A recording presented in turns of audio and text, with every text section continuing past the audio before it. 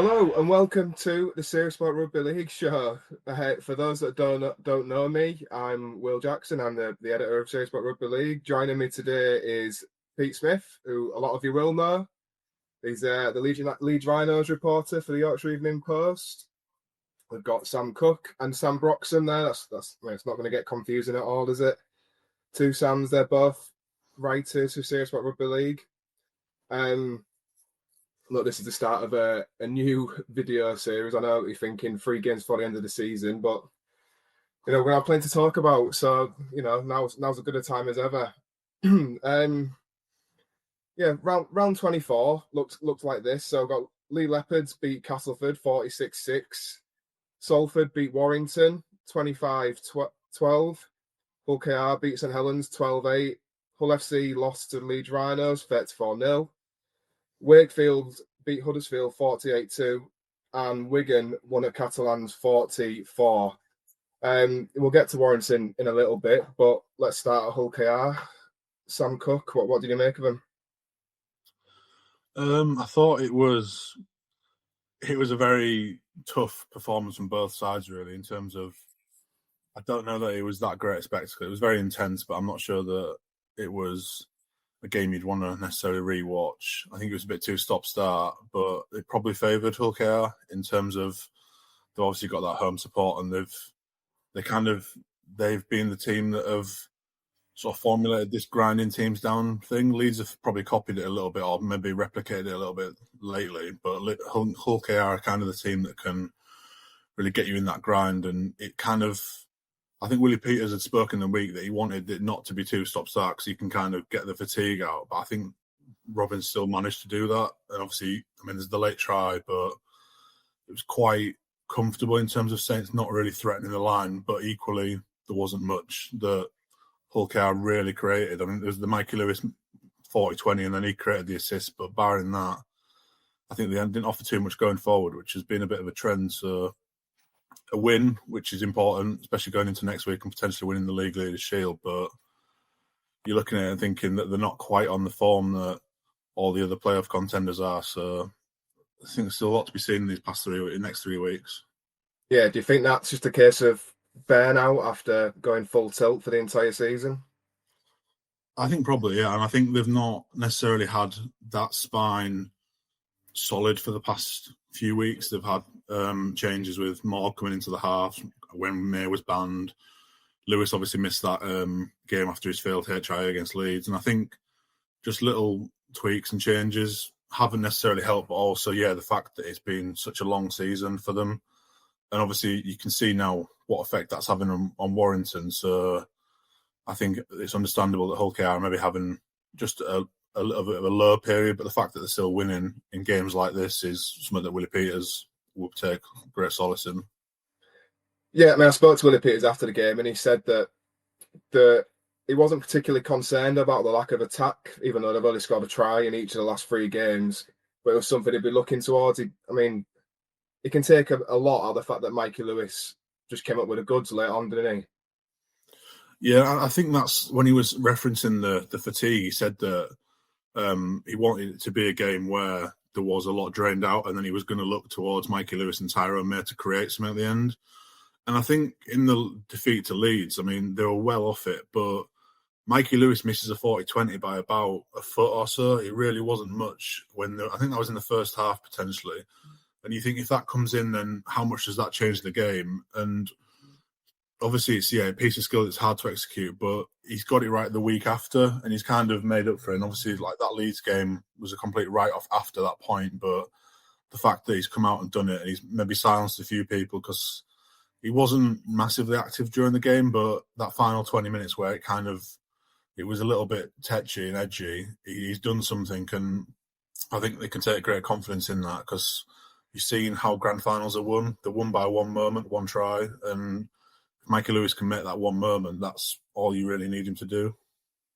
Yeah, and I thought Jez Litton was absolutely superb in that game as well. He made 40-plus tackles. It wasn't that much of a live wire on the ruck, but in terms of his overall performance coming up against Darryl Clark, if you're treating that as an England audition, if Sean Lane was watching, I think Jez Litton was the best hooker on the pitch. Pete, I know you watched that game. What, do you agree? Yeah, I thought it was I didn't enjoy it. I thought it was quite a dull contest, I must admit. I mean, 20 minutes to go when I saw what was happening at Warrington, I turned over. I think that Hull KR, I think it was a very good win for Hull KR in terms of their response to the previous week when they were totally outplayed by Leeds. I don't think they were ever in that game. I know what Sam's saying about the 40-20, but I don't think that Hull KR were ever anywhere near to Leeds. Leeds were a level above. So to come back with that sort of response, I think it's very good. And you're at the stage of the season now where it's just winning that matters. And obviously Hull KR have got that back. They're not looking as dominant as they were a few weeks ago, but other than the Leeds game, they are still winning. That's important. I think their big players can play better. I think the big players will play better when it gets to the business end or the knockout games that are coming up. I thought St Helens are going really well. I know they've obviously had a lot of criticism over the coach this season, but the recent results have been very strong against a lot of adversity. They keep losing players, but they keep turning up. And they weren't that far off against the Robins. They never really looked like they were going to win the game, but they hung in there right until the end, and they were within one score. So I think they'll be a real danger in the playoffs. But that's the exciting thing. You look at it now, and a few weeks ago we'd have all have said it's a 2-horse race. Wigan against Hull KR, and I don't think it is now. I think you can throw St Helens in there, and you can throw Leeds in there, and Leigh as well. I think it's going to be a fascinating few weeks coming up.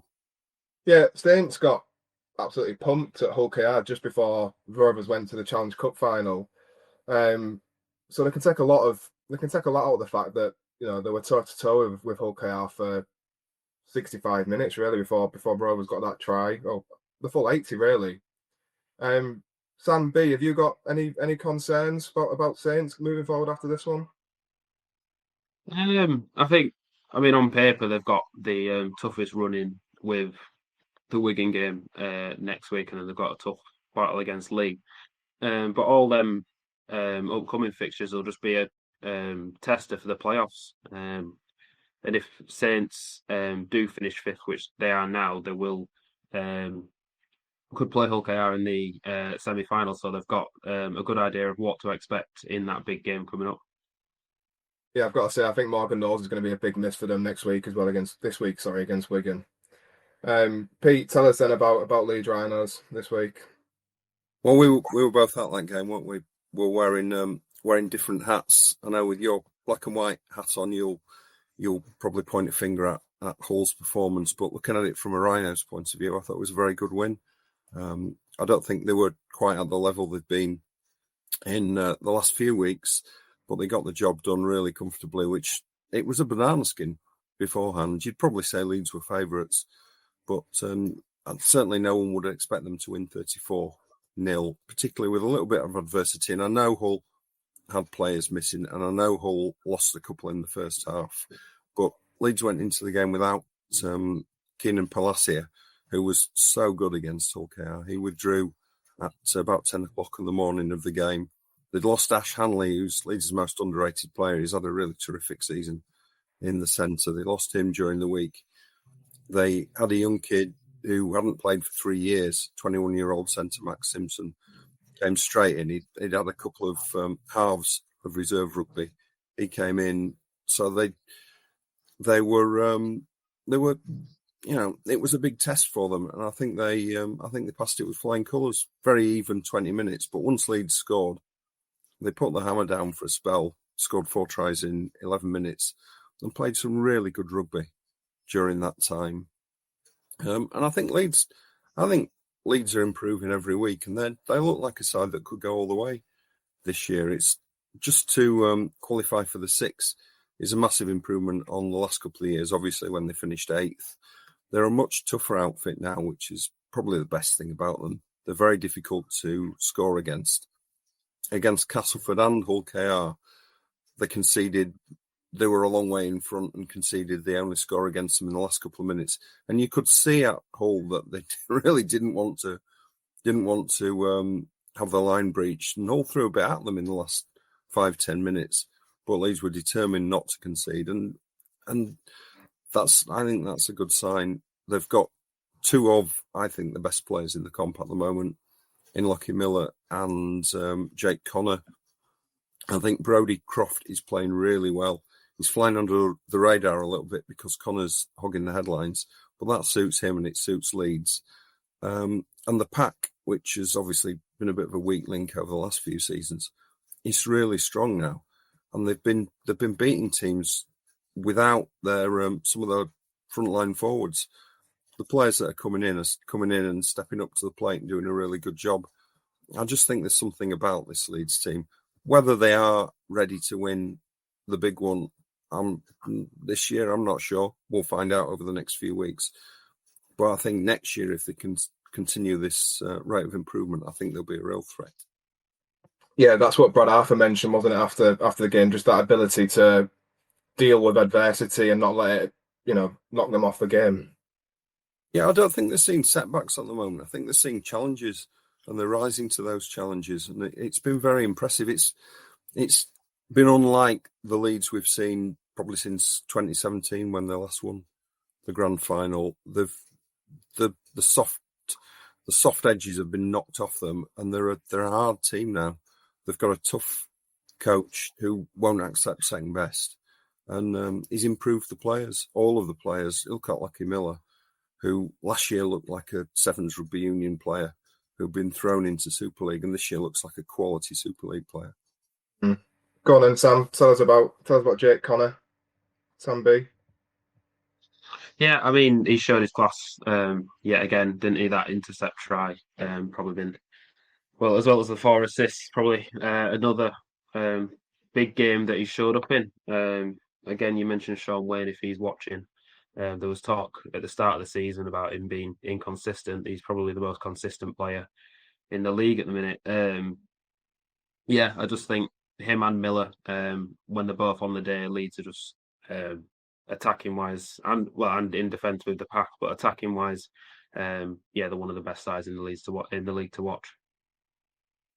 Yeah, I just think, like, I mean, I watched a lot of Jake Connor, in a previous role I did covering Hull FC, and he struggled sometimes with his composure. He wanted to be the main man, but he couldn't really grab that role, I suppose. Struggled with mindset a lot as well. But what I've been really impressed with him this year is just how consistent and composed he is, how much he's enjoying that. I mean, he's taken that game playing, management role off Brodie Croft completely, and he just seems to be thriving in that. He got 4 assists on Saturday, 1 try. I mean, that try itself, he just read the game perfectly to intercept that Brad Fash pass. I mean, that Man of Steel race, it's foregone conclusion now, isn't it, Sam Cook? I think probably, and I've kind of been a bit of a doubter as such of Jake Connor. I've not really start of the season. I didn't really understand the hype. I thought a lot of it was around the fact that he was just performing a lot better than people expected, not necessarily around the fact that he was the star man. But I think you've come to see that he is weekly like one of the best players on the pitch, one of the best players in the league. And you look at the leaderboard when it went dark, he was about 5 or 6 points clear of Herman Esiesa, who hasn't been as dominant. Jay Field was also in there, and obviously Wigan have had their dip, so he's not been as dominant. And I think realistically, the only player who could catch him, if you're going on the metric of that 3-2-1 point scoring per game that they do, probably is Lockie Miller, in terms of the fact that he's this second half of the season, he's really coming to his own. But I don't think he's necessarily done enough to catch up with Connor, because I think, say you take a game where Miller's man of the match, he might score 3, but I think on the Man of Steel metrics, and I think Connor's probably scoring 2, so I don't think the gap is necessarily closing much. But so yeah, it looks like Jake Connor is going to be Man of Steel. I think I did an article earlier in the week, sort of looking at the contenders and the pre-season prices, and he was sort of 25 to 1. Like, there was a lot of players you'd look at that were far you'd deem far more likely ahead of him in the betting. And he's kind of, especially when you consider he didn't get given a number in the 1 to 17, which I think looking back at has probably been like a great piece of management from Brad Arthur in terms of making him earn that spot, because there was questions about, would he play in the centres? Would he play fullbacks? Obviously, Pete mentioned last year that Miller wasn't spectacular. He wasn't that consistent. So there was talk of, will he play centres? Will he play fullback? Could he play in the halves? Is he going to be a 14? And obviously, Matt Frawley the form wasn't there. He's just made that 7 shirt his own as such. Like, there's no reason to drop him, and there's no reason really to look past him in the Man of Steel race. I think it's pretty much a foregone conclusion, like you say. But for Sean, I wouldn't say it's a foregone conclusion.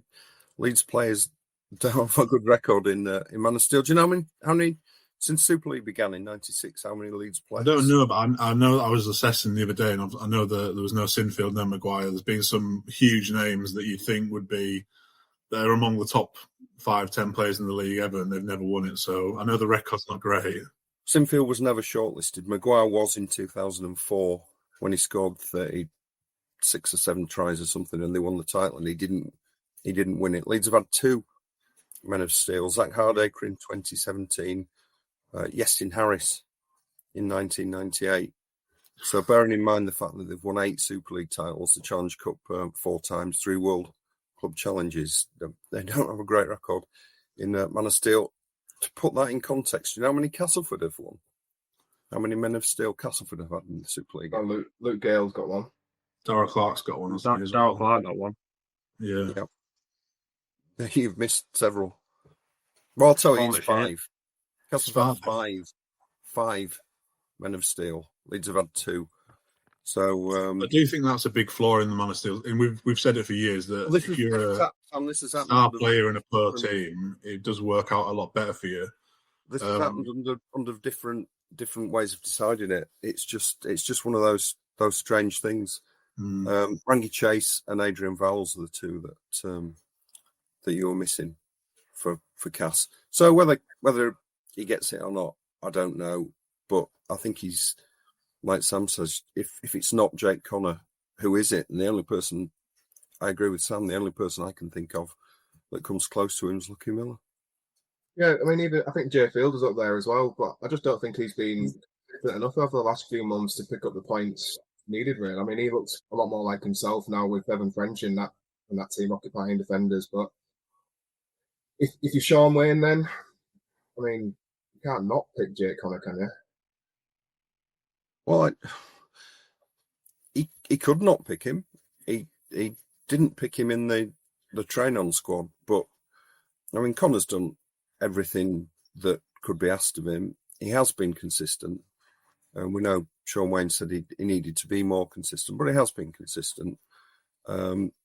He's been better than the other halfbacks who we know will get in. We know George Williams will be in there. Has George Williams had a better season than Jake Connor? No, he hasn't. Has Harry Smith had a better season than Jake Connor? No, he hasn't. So it's a tough one.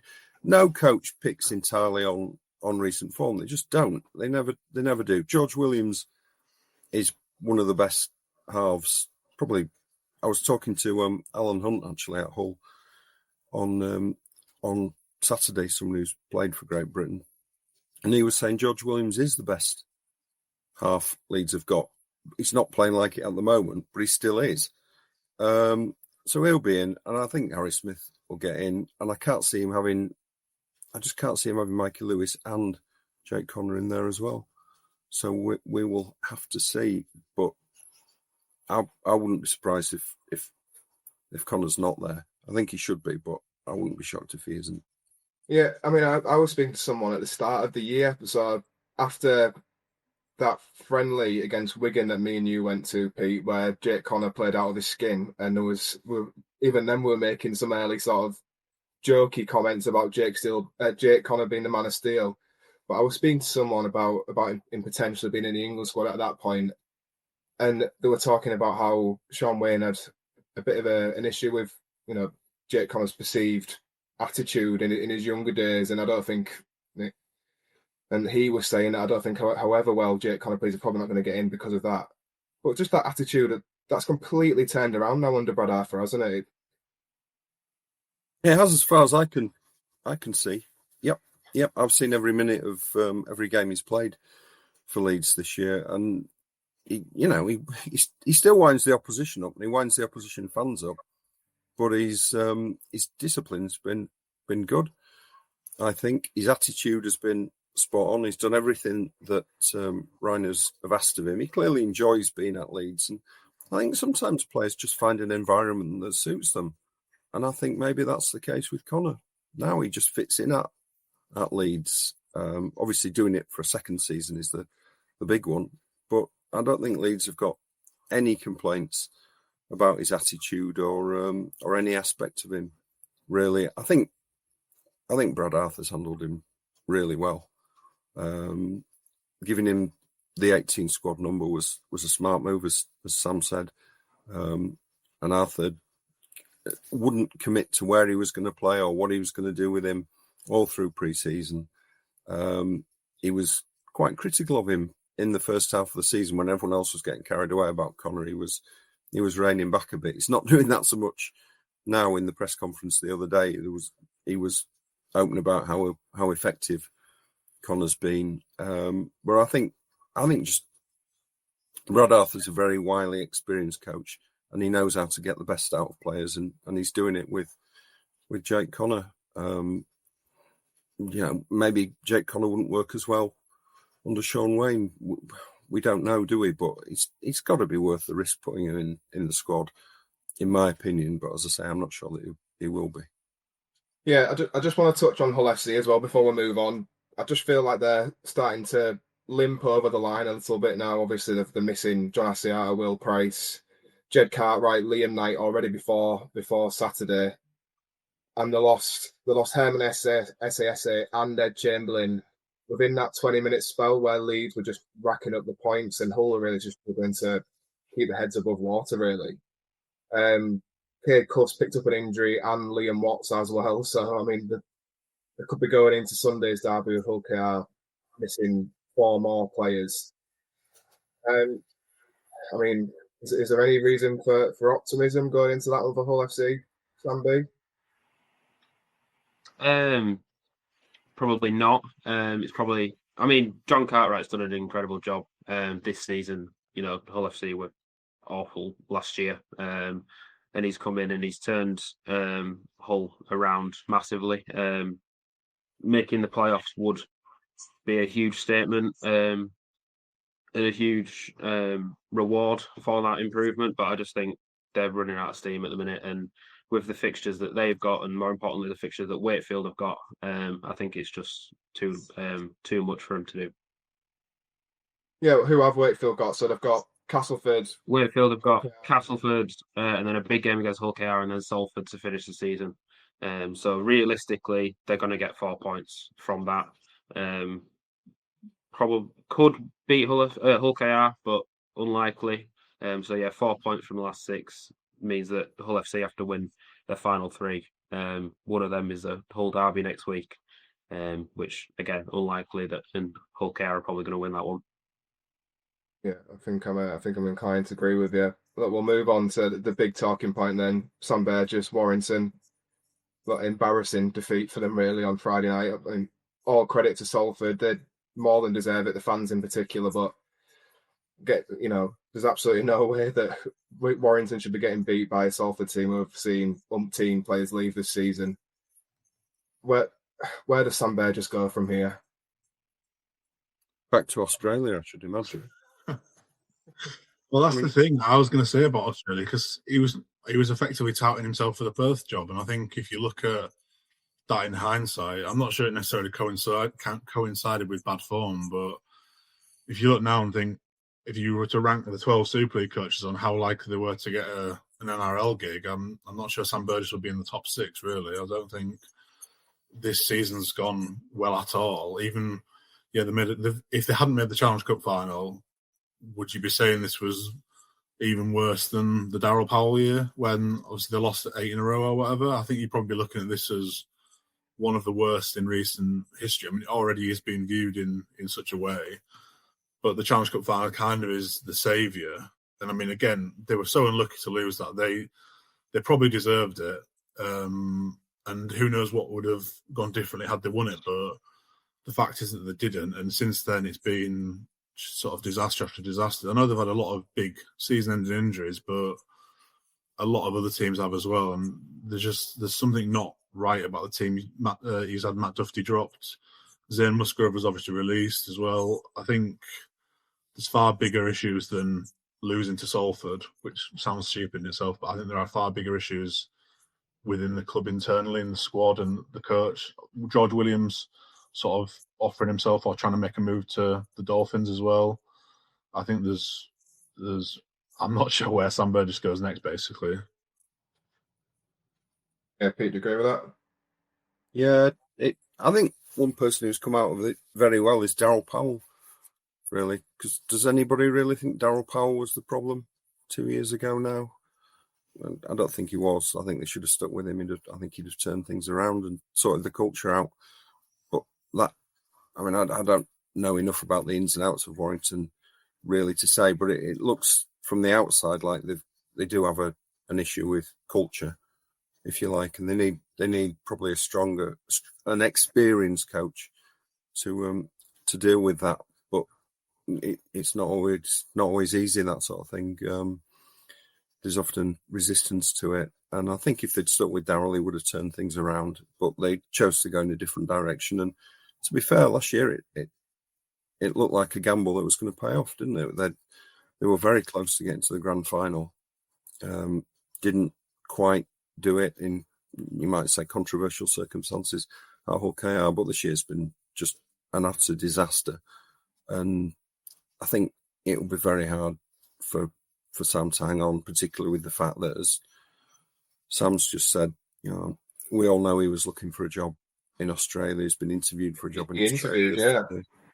Yeah, and that's not good, is it? I mean, I don't know. What do you say to your players about loyalty and giving everything to the shirt when you're looking to get out? It's not a great look, in my opinion. Just how open he was about that, and you could say the same about George Williams looking at the NRL as well. Do you think that's just sent off the complete wrong message, especially coming off the back of Wembley and everything else? Since then, it just seems to have fallen off a cliff. Yeah, I think he did send the wrong message. Yeah, I mean, I think it's a bit different with George Williams as a player, but when your coach is doing it, it's not great, is it? He's the leader. He's the man who sets the standards, and I'm sure coaches do it all the time, but they don't do it as openly as that. And Sam doesn't look. He obviously doesn't look happy, does he? It's taking its toll on him, and you think, well, maybe it's time that for both parties that they make a change. Having said that, Warrington have had a few coaches, haven't they, over the last few years? They could do with some stability. So it's a difficult one, but I just can't see how Sam's going to be in charge next year. Yeah, the recruitment as well over the last off season was pretty poor. Dan Russell, Alfie Johnson, and Leyland as well. Sam B, do you think he was always up against it with that recruitment? And do you think if they're going to stick with him, they need to really back him now? Yeah, I think they do. Like you said, the recruitment wasn't there this year. But yeah, I think the culture needs to change. As Pete said, it's just gone downhill this year. I mean, last year they were, the best attacking and defensive side in the league. This year, they're like they're eighth in the league. I think they're conceding double the amount of points than they were this time last year. So yeah, the recruitment needs to be right. Duffy has been dropped, a couple of times this year. There's a problem with the leadership or the experienced players in that squad. So yeah, the recruitment, there needs to be a big change at Warrington next year. Just looking ahead to this week, then look, I think Warrington have got Leigh. Can you see anyone? Can anyone see a way in which they bounce back and surprise a few people? I mean, I think they're going to have to bounce back, but I think equally everyone said they were going to bounce back after the loss to Huddersfield. I think it's going to, like, the training this week just has to be so stripped back and just kind of just effort areas. Don't try anything, effort areas. And then you've got, I think they handed out 3 debuts last week. Whether those players play again, I think obviously they're not part of the problem, but whether you throw them into the problem and kind of give them sort of a bad experience. I know that a lot of coaches have obviously spoke this year about, particularly obviously Paul Rowley spoke about not wanting to sort of put young players into those sort of situations. He's been forced to.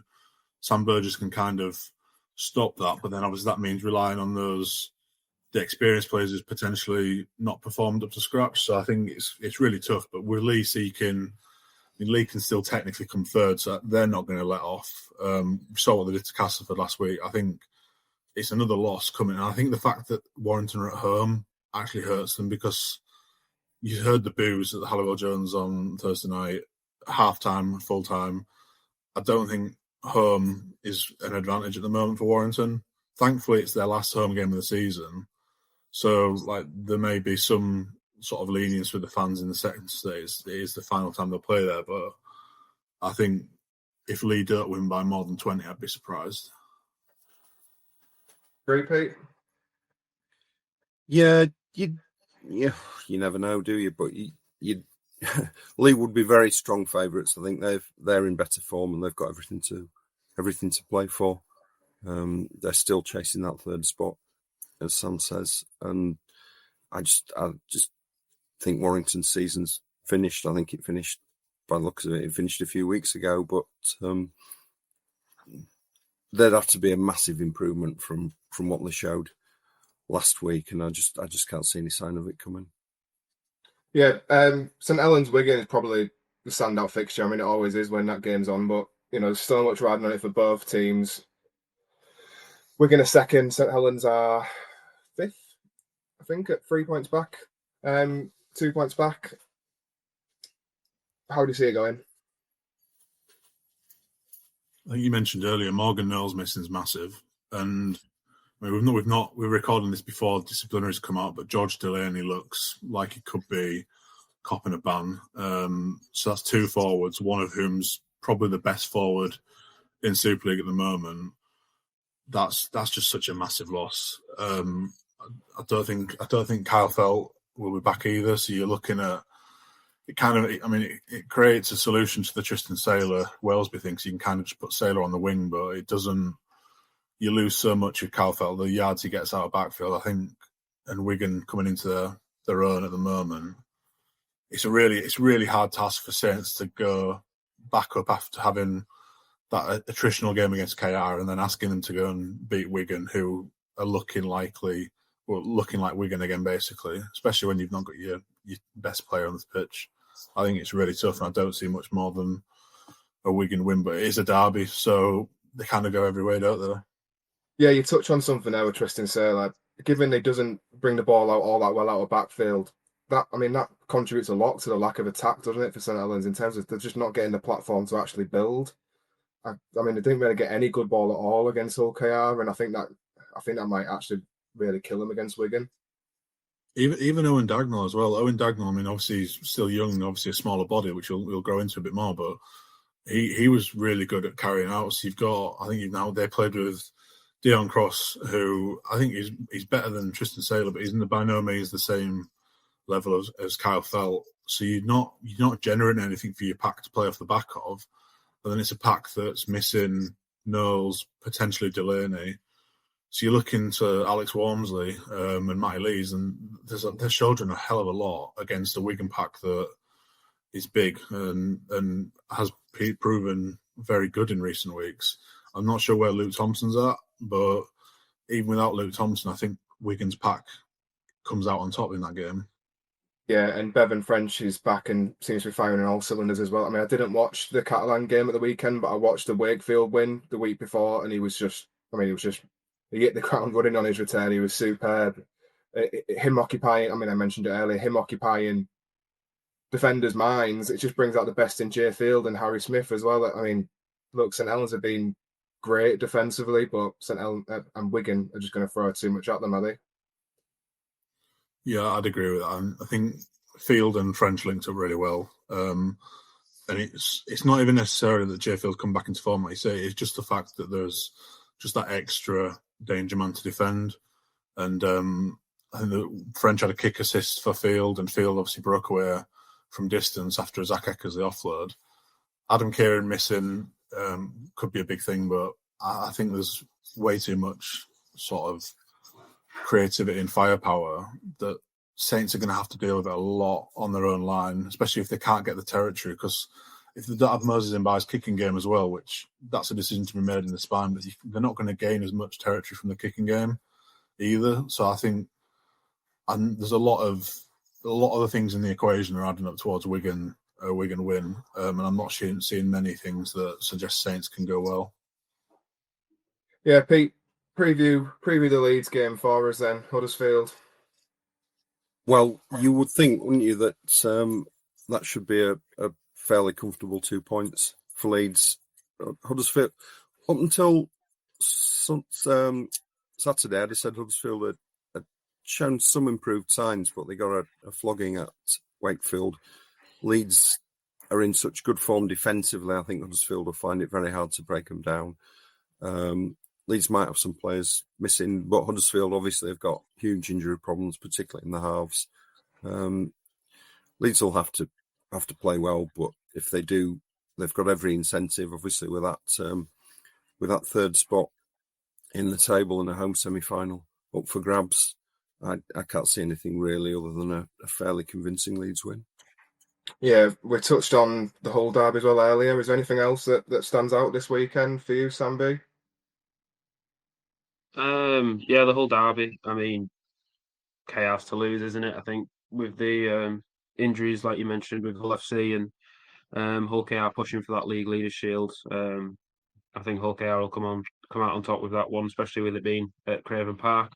I think Salford Catalan is an underrated game this week. Maybe not for the players on show, but it could be a second win for Salford in a row. I mean, they played really well against Warrington. Rowan Milnes and Jack Walker stepping up. Catalan not being in great form. I know they got that win against Castleford, but then they got thumped by Wigan.